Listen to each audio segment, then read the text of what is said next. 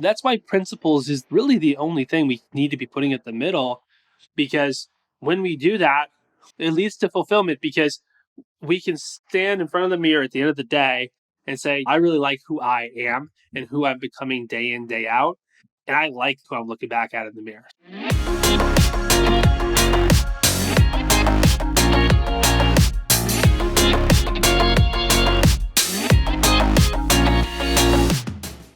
Hello, everybody, and welcome to the Better Than Rich Show. I hope that you have been doing well in the past few weeks and that you've been leaving your days better than you found it. I'm here with my co-host, Mike Bromowitz. I am Andrew Biggs, of course. Mike, you got a new hat. I do. I I got a like couple it. new hats. You got a couple Yeah. new hats. Okay. A little birthday Yeah. gift? Let me model them here. Yeah. So Oh, Lindsay got them for me for Father's Day and my birthday. So very nice. Very three new nice. Yeah, yeah. If you don't know, Mike and I, our birthdays are within 2 days of each other. So just another odd idiosyncrasy or synchronicity, if you will, of our partnership. So if you want to send us love, we'll definitely receive it. You know, we've worked on that, and we're happy to receive any love that you have for us. But today we're going to be talking about a really fun topic, and I think it's really powerful, and we have a lot of cool stories from our own lives and stories from clients' lives where this has been really relevant. And the topic is principle based decision making. And what do you do when life is asking you maybe to sacrifice one of your principles, to violate one of your principles or your values? And you're at a crossroads. You have to decide, am I going to do that or am I not? And it's just such a powerful sort of distinction to think through, because I think life is kind of full of people who did kind of succumb to the pressure, who did, kind of go along to get along or went with the flow. And oftentimes they end up regretting it. And so, whether you're in a position right now listening to this where you feel like there's you're at a crossroads and you do have to make a principle based decision or sacrifice your principles, or it's something that you're going to use in the future, we really feel like today's episode is going to support you. So, Mike, kick us off in terms of what comes up for you around principle based decisions, and we'll get started. Well, what inspired the topic was I recently just spoke to a prospect who Hmm. was fired from his job for not taking the vaccine. And I thought that was, something that's relevant to a lot of people who have had to make similar decisions or maybe even that decision. He knew what he believed to be the truth for him and what was best for him and his body and what he wanted for his life. And he said, there's no way that I'm going to make a decision for my body for my work. So what that means is this man has a principle as his center, not his work as a center. So if the center of his paradigm of his life was work centered, all my decisions are centered around work, he probably would have made a different decision. If his decisions were centered around money, probably would have made a different decision. If the nucleus of decision making was centered around relationships, what my wife think or what my kids think, then maybe he would have made a different decision. But when the decision is a principle based decision, it doesn't allow the decision making to change with circumstance.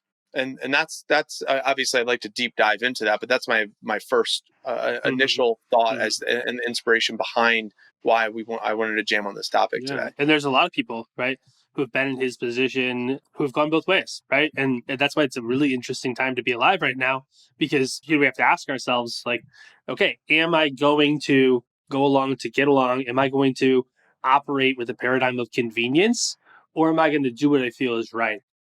And ultimately, we don't know the extent of our faith until it's tested. And maybe, you're listening to this and you're being tested right now. And again, if you're not being tested right now, trust me, you'll be tested. Your principles will be put to the test. Your feet will be put to the fire at some point in your life. And you're going to have to make a decision. Am I going to stand up for what I believe, or am I not? Am I going to go along to get along, or am I going to ruffle some feathers and cause my life to be inconvenienced because of my decision making? And the biggest thing that I go to, because I like to always take these things down to a psychological level for folks, is when we count up the cost, right, of, let's just use this man's example, of giving up your job, right, of having to start all over in a new career, of having to, fill in the blank, the fallout from that decision. It's pretty great. right? There's a cost to his decision making, and it's financial, it's maybe relational, it's certainly, energetically a tax, because he's going to have to like find a whole new career and carve out a whole new path for himself. There's a lot of work he's going to have to do as a result of not just getting a quick shot in the arm. Probably wouldn't have affected him anyway, but maybe it would have. And so, he's adding that into the calculus. But that's the cost of taking that action. But what's the cost if he just sacrifices principles? What's that cost? Because what I want to, kind of posit here today and invite you to consider is that the cost of giving up your principles is far greater than the cost of anything else that could be happening in your life, right? Losing a job, the transforming of a relationship, or even the loss of a relationship, losing out on your finances, losing of friendships, whatever it is that you're losing out on, it's far less compared to the loss of your integrity, the loss of living a life that's out of alignment with your values, that's out of alignment and incongruent with who you really are. And so that's really what we're doing here, is we're counting those costs. And again, I just want to tell you, I believe that the costs of sacrificing your integrity and who you are and what you really believe is far greater, because that's gonna eat at you. That's gonna torment your soul for a long, long time, doing something that you think is wrong. And you're gonna have to live with that. And sometimes it's a shot, sometimes it's something even more serious, right? And so just again, getting the party started here, Mike. My Bible for this is Seven Habits of Highly Effective People.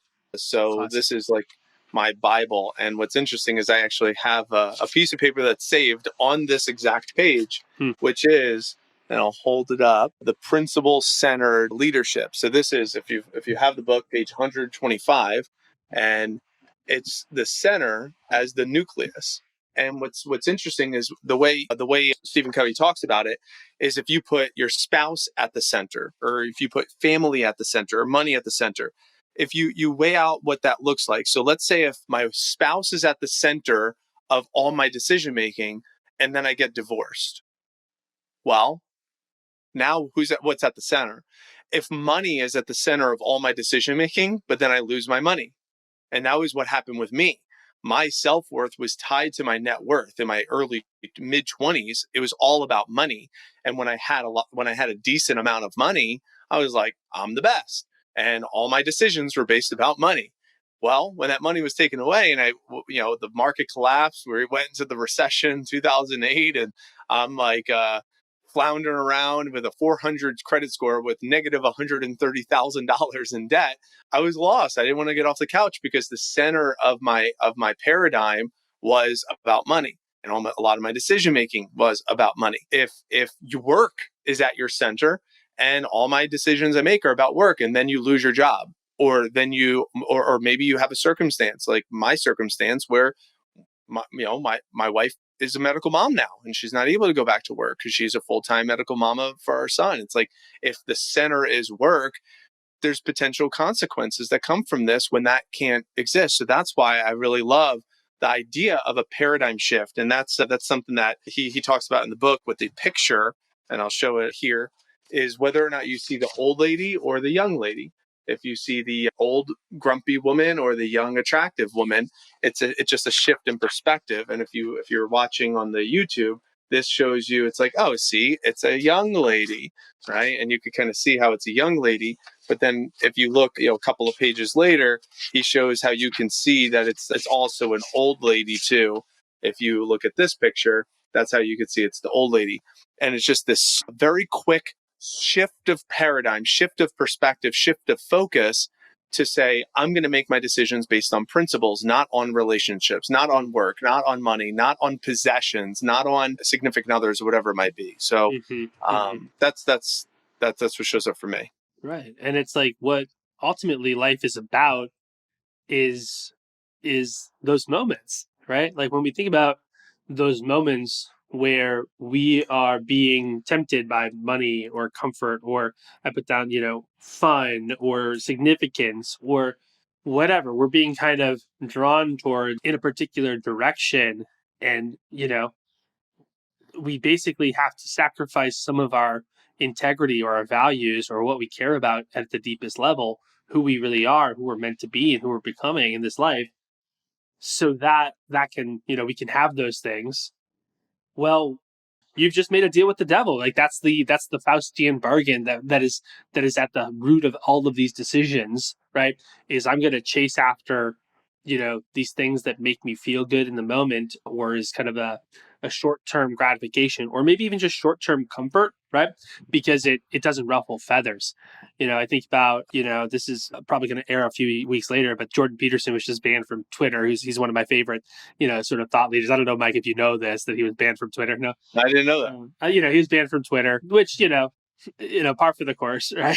People getting banned from Twitter for sharing, pretty mediocre takes on things or mild takes on things. Because Jordan Peterson isn't controversial, in my opinion. Like it's pretty straightforward in terms of It's how incredible. I saw him he live. approaches He's things. just he's a professor. He's a philosopher. He's one of the best philosophers of our time. Correct. And so, I think he said something about, transgenderism and got him banned. And so, and they said, well, if you take it down, we'll unban you. And he said, screw you. Like I'm not going to, take down something that I believe is fact. So that I can have access to your platform. If this costs me hundreds of thousands of dollars or millions of dollars or, millions of followers or, reduces my platform, but I keep my integrity, I'd rather have that. I'd rather have my integrity. And so these are examples, right, that we want to provide because, again, you might have a similar opportunity. You might have a similar take, and again, with how polarized things can get, especially in, the year 2022, the political is becoming the personal is becoming the political. And, sometimes it's kind of bleeding in to the work life. It's bleeding into the home life. It's bleeding into the relationships you have with your family or your friends, maybe in an unhealthy way, to be honest.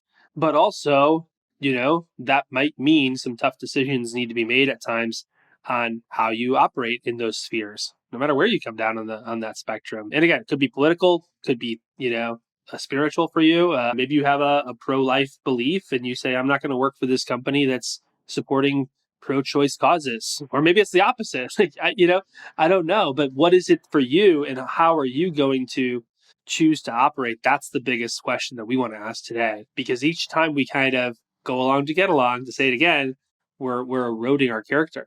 So Yeah, and the more you can get clear of that in the moments when you don't have to make the decision. See, mm-hmm. that's what we're in. I would invite you, the listener, to make sure that you are being equipped with how to make principle-based decisions for when you don't have to make them. And then when you feel like you do, you at least have some sort of practice. So, like, for example, maybe a principle based decision might be you've made most of your decisions based upon your relationship. Let's say I just kind of whatever my significant other wants to do, I'll just do whatever they want to do. I'm a pleaser. Let's say, like, I'm a pleaser. I'm a people pleaser. That's your principle. That's your center. Happy wife, happy life, Mike. Right? Right? Yeah, like happy. Exactly. I'm just a pleaser, right? So, like, that's cool. And then one time, there's a situation, let's say, between the relationship, like you bring a kid into the world, and maybe there's a different belief that between you and your significant other. Let's say that belief is the name you want to call your child, or maybe there's the sport that they want to play. You really want them to do something along these lines. I'm just like Or creating a how you're gonna raise them, what sort of school are you gonna send them to? Are we gonna go to church? Are we gonna, these. what Yes. holidays are we going to celebrate? Are we going to spank our child? Like, what's our punishment strategy to not, how are we going to treat people, treat our kids in the house? I mean, there's so many different conversations that you need to have with your spouse or significant other that, every single one of those is a minefield, potentially if you're not intelligent about it. So keep going, Mike.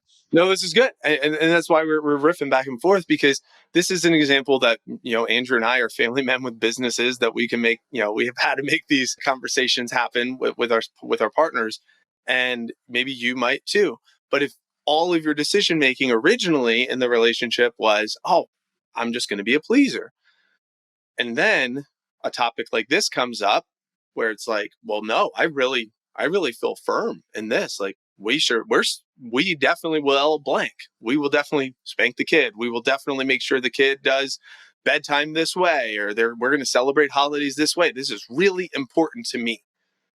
Well, that's not going to please your significant other. That's not going to please your partner. So now you're in conflict where am really, something is really important to me. And I've also created this center of my decision making is about pleasing this other person. And now we're in conflict.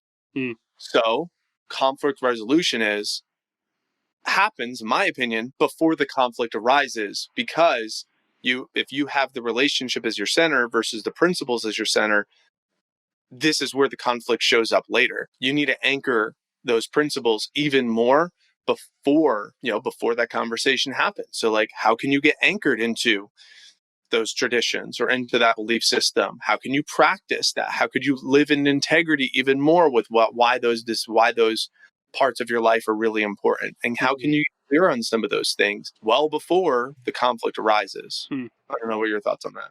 Yeah, exactly. I mean, you have to get resolved on what you care deeply about, and what your thoughts are, what your opinions are. Have you really thought through certain things? And I think what Mike is kind of speaking to here is that there's some things that we care deeply about, and there's some things that we quite frankly don't. Even in our partnership here at Better Than Rich, there's times where Mike will have a suggestion, I'll have a suggestion, and like maybe the other person hasn't thought about it deeply, or maybe they're kind of indifferent. We say, yeah, sounds good. It seems like you have a clear direction on this and you have a firm belief. Let's go with it. Right. And then there's times where, we both have a firm belief. And then that's where you have to come together to the table and negotiate what the correct answer is.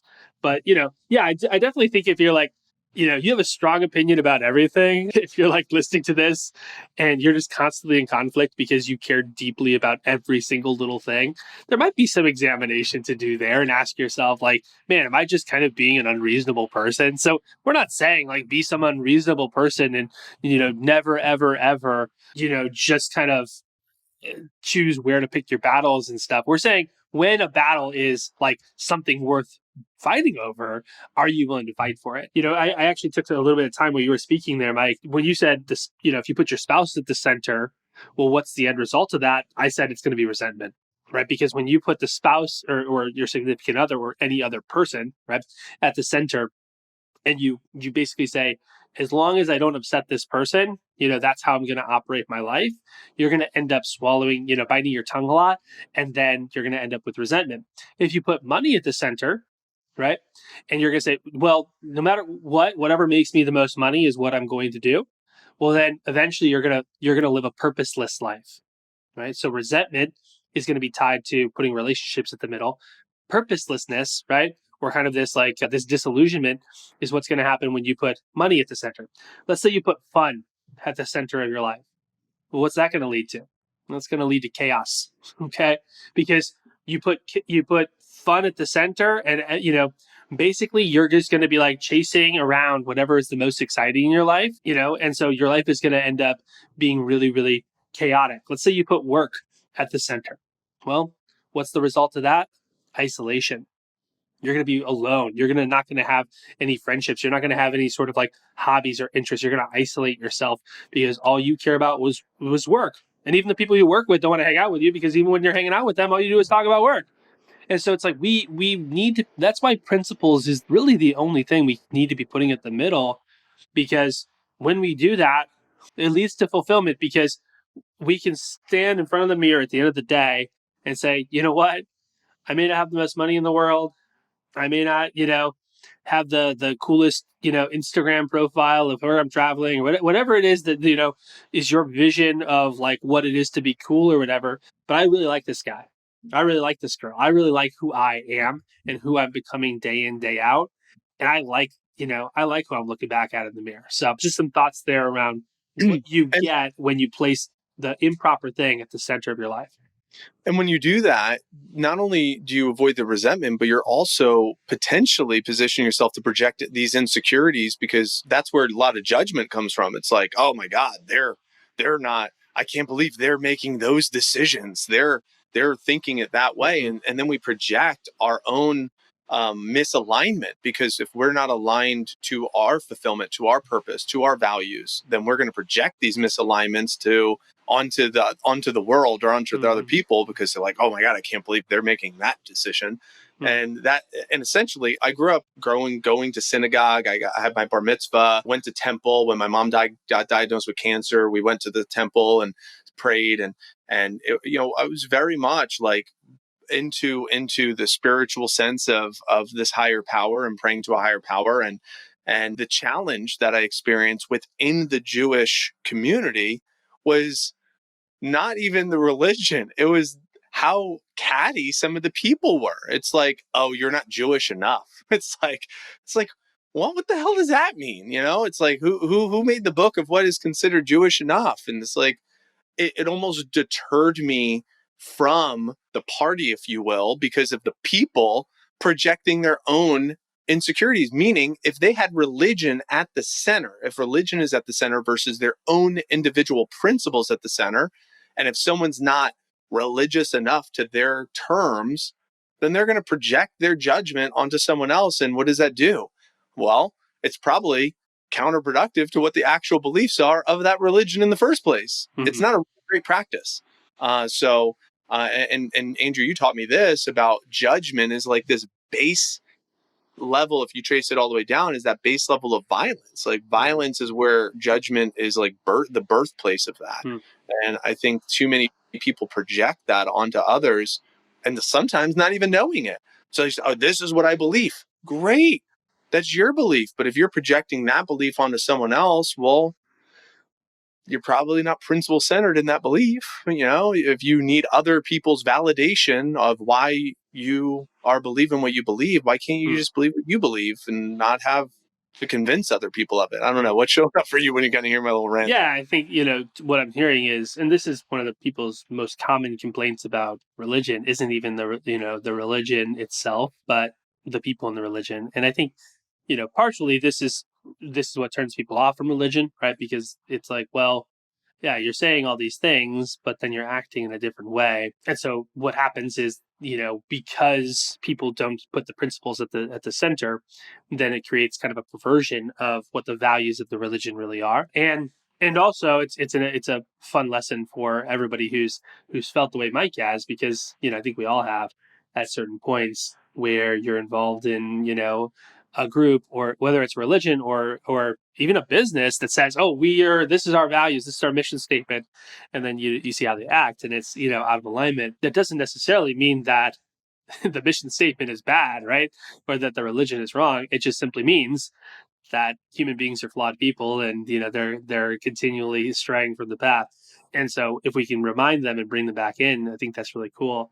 One of the things I was writing down as you were speaking there was like thinking about your values. How else does this show up, even just in a practical sense? I'll share one story from my life. Was I started working with a company in India in 2011, and it was really a great opportunity, right? It was a great opportunity to lead, have autonomy, have a lot of sort of power and sway over the direction of the company. It was also super fun because I was young, and it was like, okay, I'm going to move to India. I got a little scooter. It was like driving around my Vespa, weaving through the streets. There's no traffic laws in India, for anybody who hasn't been. Basically, it is the epitome of the wild, wild west on the streets there, and there's just people everywhere. It's excitement, colors, smells, sounds, everything, horns honking all hours of the day. I was in a 10 million person city in Bangalore, India. If you've ever been, if you haven't, check it out. But super cool, super fun. And also one of the things I realized, you know, kind of rather quickly, if I were to be honest, was some of the values that the organization held in the culture of the organization weren't exactly aligned with my values, right? And if I were to be honest with myself right now, and I've had to come to grips with this, partially, being 24 years old at the time, and maybe not having all of this worked out, I kind of said, yeah, they aren't really aligned. And also, like, there's all these cool perks, I'm getting paid well, and I'm having fun, and I'm learning. And so I'm just going to go ahead and stay. Right. And so I kind of accepted that early on. And that also, that would cause conflict, right? It caused internal conflict. It would even cause external conflict where, I would try to change the values of the organization. I tried to impose my values into the space. And in some ways, there was some success to that because I did have a position of power there. And so, there's some things to be maybe gleaned from that, and some nuance to this story. But at the end of the day, what I recognized was, if it's me and six other people on the leadership team, and I'm the one person with this set of values, and there's six others with these sets of values, it's probably not a fit, right? It's probably a place I need to move on from. And so I left a 6-figure salary position, no commission, anything like that, just a straight salary position on my way to multiple 6 figures.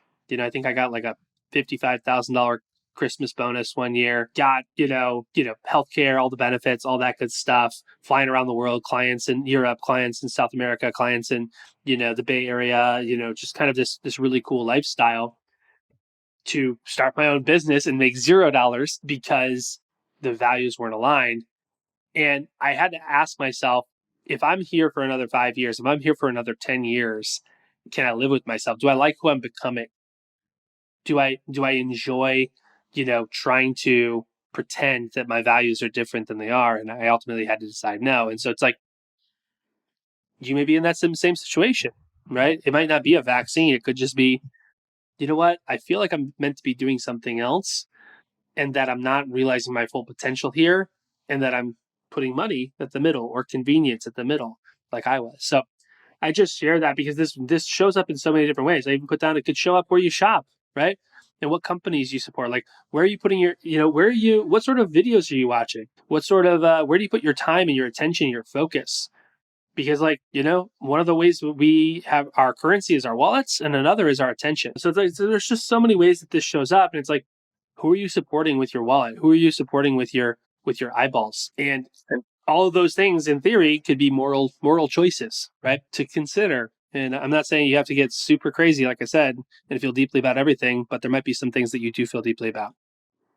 And that's why I like what you said about the mission statement. You said a company or a church or a business or an organization has a mission statement. So that way, if they ever go waver from the path, they can revisit something that they're anchored to, because that's like the values of the organization. Well, Hmm. that's why you want to have a personal mission statement and a personal value statement, something that you can be anchored to. And you could go back to some of our episodes where we've talked about that, of creating a purpose statement, and the importance of being anchored to something that doesn't move. It doesn't matter. There's so many examples. Wins, yeah. Yeah. Just like it makes it tough, especially right now. Like right now is such a unique time in 2022, where I would say you have people that are willing to express fully, more so than ever before. Like people that are mustering up the courage, whether if they were deemed a minority before, whether they were, from a religion standpoint of a minority, or if it was a race as a minority, or if it's a gender as a minority. Anyone who was deemed a minority before, I feel like more now than ever in history, there's platforms and there's opportunities for them to speak their unspoken publicly. And because of that, I don't know if it's I mean, the people that are older might not receive it very well, and the people that are younger might not know how to receive it well either, because they don't have the filter. That's essentially what we're talking about, is this principle centered filter, to filter through what is the truth, like what is real, versus expression of all these feelings that they've had bottled up. Like the minority in this case have had bottled up for so long, that they're just now have this platform to express all these feelings. As what I believe of myself as a principle centered individual, and I observe that, I just know that I feel different things all the time. In fact, science shows that we have 50,000 thoughts a day. 50,000 different thoughts go through our mind a day, and every one of those thoughts have a different emotion.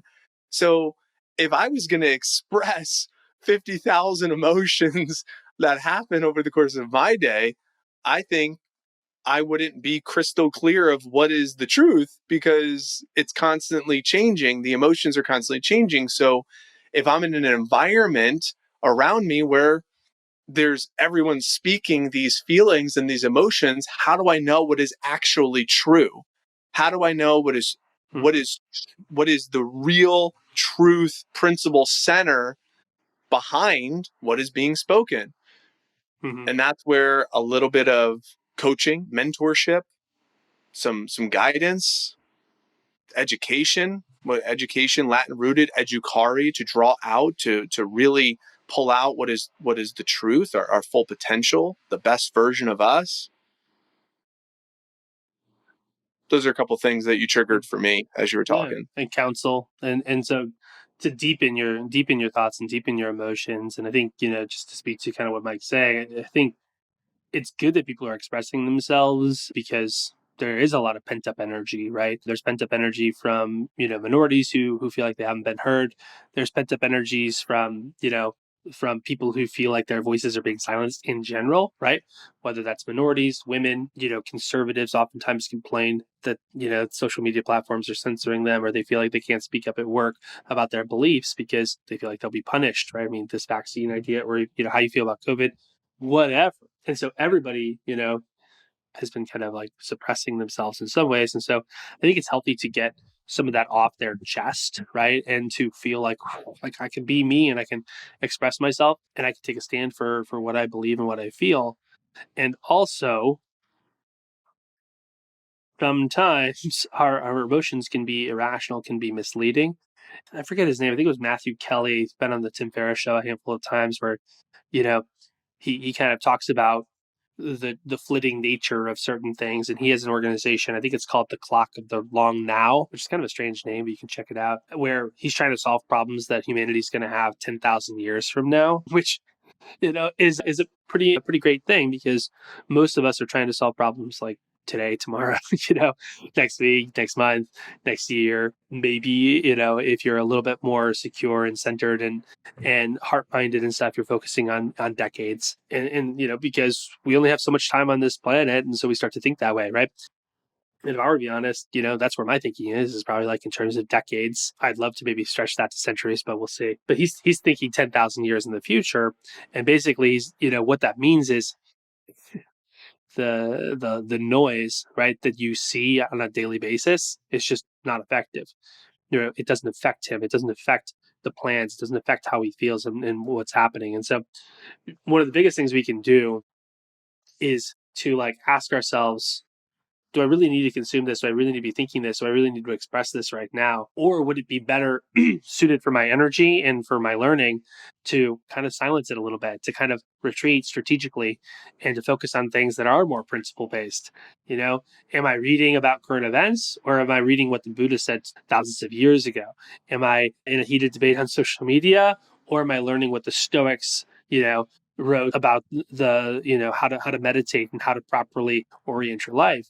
And it's like the wisdom teachings that have stood the test of time.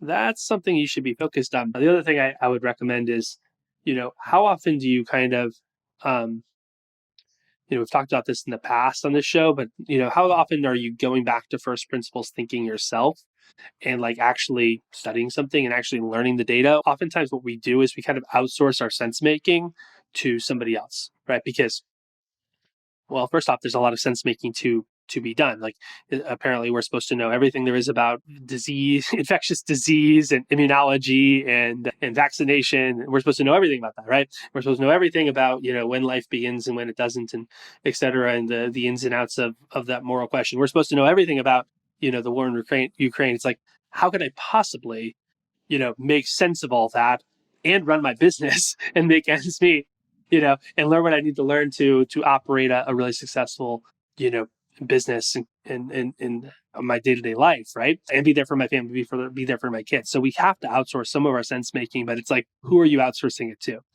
What's the signal to noise ratio? And I'm really looking for somebody who I trust, right?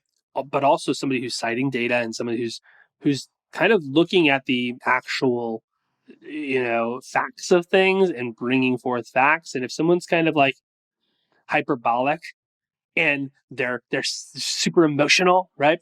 But there's not a lot of substance to what they're saying. They're not citing specific things.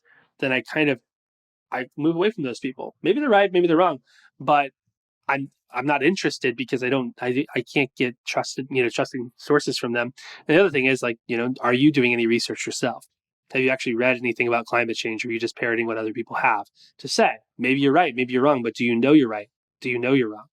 And so it's hard though. It's hard. It's a tough equation to try to figure out, and that's why principle based decision making is what we have to keep coming back to, right? Yeah. Because it's so easy to get sucked down, any of these rabbit holes. So, Yeah. Mike, what And are it was your it thoughts? was interesting when I actually saw Jordan Peterson give a lecture, and he talked a little bit about that. He talked Mm, about how many people get upset about things that are happening in the world around them, but they actually can't change it. So it's like we're upset about something that we actually cannot change. So therefore, what is a good way of occupying our energy? Is it good, in his philosophical way of like explaining mm, it? It was really profound because a lot of people listen to like the news, and which has we it's pretty evident there's a bias agenda behind what we're listening to and getting exposed to. So if there's this bias agenda that we're constantly being I hate to use the word manipulated, it's a pretty strong word, but if we're being on the receiving end of some sort of agenda, I don't know what that agenda is. Like, why? If I had this conversation with my dad, I don't want to digress too much. But he's 81. He loves history, and right now he's been watching the news a lot about what's happening in the world around us. And I asked him, I said, when you watched the news back in the '60s and everything that was being told to you back in the '60s and the '70s, and then like now time looking back at the history of what actually happened, 10, 20 years later, and you look and see what was being portrayed to the public versus what was the evidence of what actually was happening behind the scenes, what was taking place, what were these like little side things that the media wasn't necessarily showing the public. You think about the Bay of Pigs, you think about Vietnam, you think about the Cold War, any of these examples. I'm not a huge history buff. I said, what was being demonstrated to the public versus what some of the history shows, are they actually 100% congruent? Are they 100% aligned? And he's like, well, the media was only giving the information they knew. And then a lot of the evidence came over later. I said, precisely. So why listen to the news now about something that might not actually be 100% accurate? yeah, if there's evidence from the past that says that the current media distribution doesn't have all the answers and doesn't have all the information accurate, so why even listen to it? hmm. Well, you want to be informed.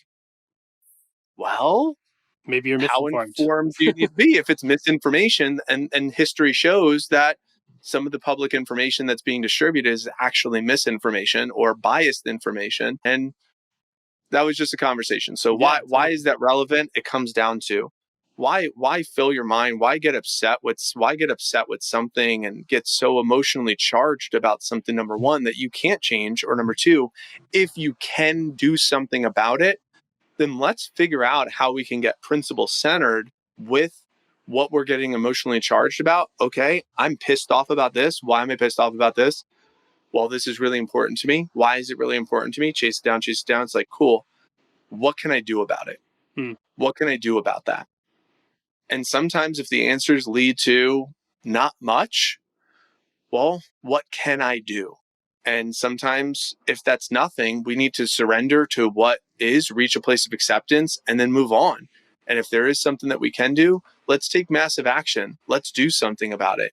But just calling people's names and telling people they're stupid and you don't believe what I believe, so you're an idiot. How do you not see the light? Like, I just think we could do better, and Yeah, hence better than rich.